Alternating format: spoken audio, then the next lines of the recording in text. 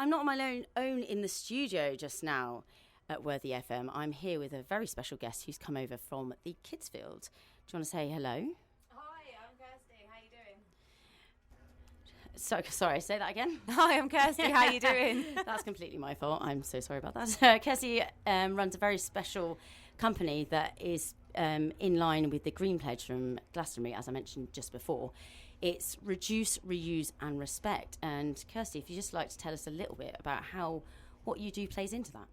Yeah, so I run a company called Little Recreations, and I go out on many festival sites after everyone has gone home into the campsites, and I salvage broken and torn up tent fabric and all kinds of other equipment, materials, anything that's left behind, gather it up, wash it all up, and then make things out of it. So mostly large scale decorations, which I then bring to decorate all of the sites. What kind of decorations? So I've got large scale festival flags. We've got what I call tent tinsel, which almost looks like tinsel off the Christmas tree, but completely 100% made from tents. Ah, yes, I went down and saw it. It's like multicoloured and it's fabulous. You could just like almost shake it and shimmy in it. Oh, yeah, it's good. Oh my God, it'd make a really good dress. It would, yeah. I have thought in the past, like maybe I should like make boas out of them and stuff. So yeah, it worked really well.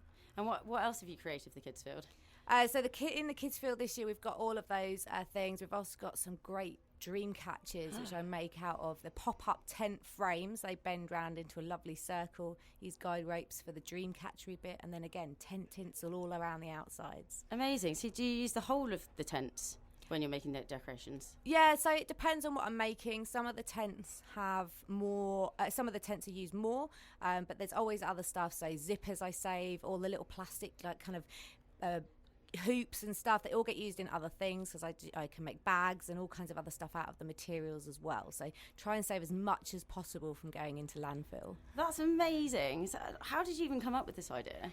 I randomly was working at Boomtown Fair and they asked me to go into their festival campsites afterwards to go and help some charities collect tents for refugees. And I met some great people there walking around, just taking tents that were still usable, which is great, collecting up bedding and food and all of the stuff, anything you can imagine gets left in the campsites.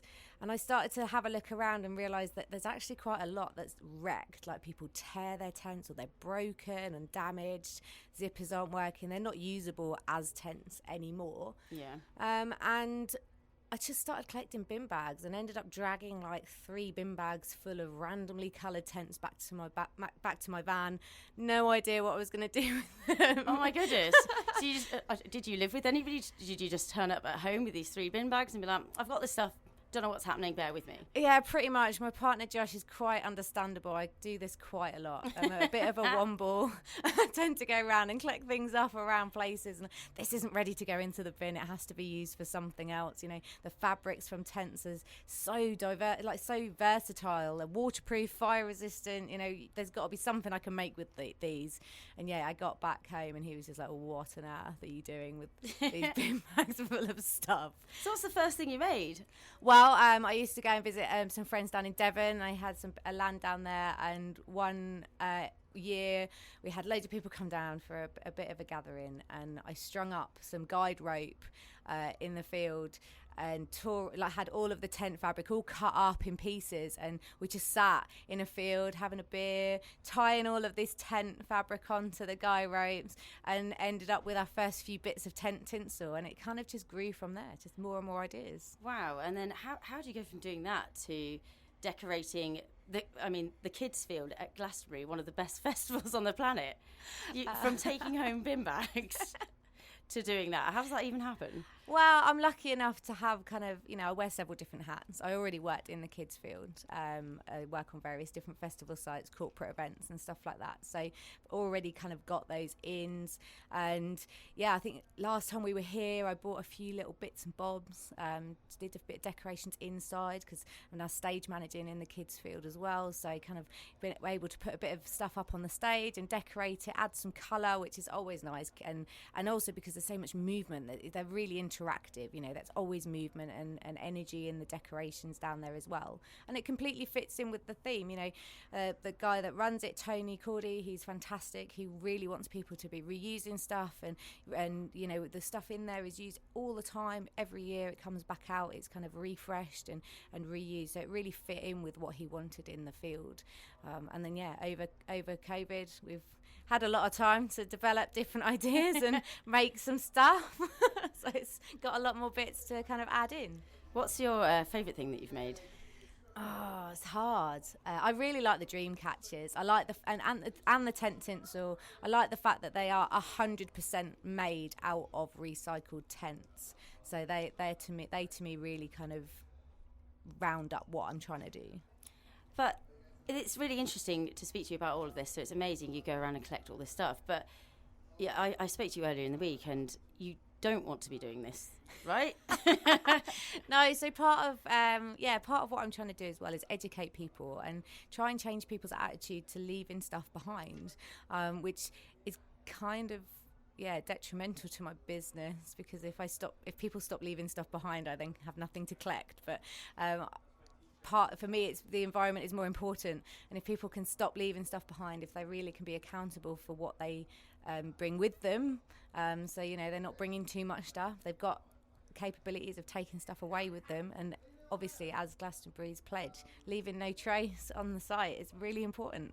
That's very altruistic of you. It's an incredible feat to try and build a business whilst trying to destroy it on purpose to help the climate.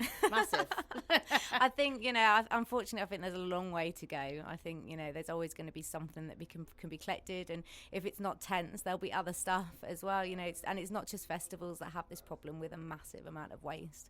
Events as well, corporate events and other places have one-use items that need to be reused and that can be used for what their intended purpose is before they go to landfill. Definitely. So what would you say to all the festival goers who have managed to bring the tents here? What should they be doing? Taking their tents home. Yeah, too right.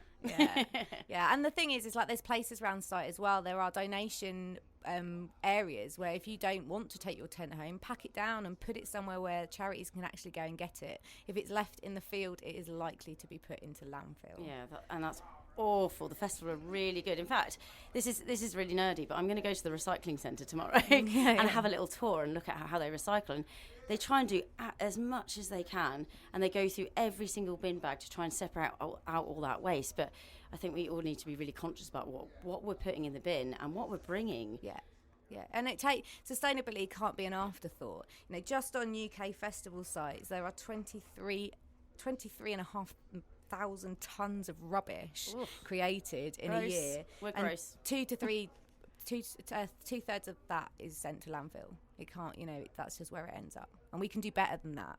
We are better than that.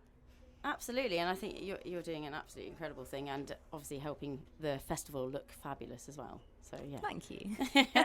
And you said you've worked in the kids field for a few years. So how many years have you been coming to Glastonbury? Oh, I was trying to work it out. It's I believe that I have been coming here now 8 years. That's awesome. Yeah, really good. So what's your favourite thing about the festival? I just love the diversity. I think, you know, the amount of different people that you get to see, you know, the friendliness of people around site. Everyone's just saying hi to each other, and, you know, we're all just one family, all from different walks of life, all coming together to create something just magical. It's great to be part of it. And where are you off to tonight? Oh, tonight we're definitely going down to Arcadia. Slight change of plans with, obviously, you know, different people playing down there, but I think it's still going to be epic. The Spider wasn't here last time we were here. No. So yeah, definitely looking forward to the show down there tonight. And just for anybody that's been listening to my shows, I talk about Arcadia and Silverhaze an awful lot, and I did not pay Kirsty to say that. Nor do I work for Arcadia, but, you know, it is amazing. It's well worth seeing. If you haven't seen it, definitely make the effort. Brilliant. Well, thank you so much for coming down and speaking to me. You're doing an incredible job. We love everything about sustainability, and we do all need to do better. So pick up your rubbish. Put Kirsty out of a job. Come on. Absolutely. And yeah, visit my website and have a look at what I do. Absolutely. littlerecreations.co.uk. Perfect. Thank you so much, Kirsty. Thank you.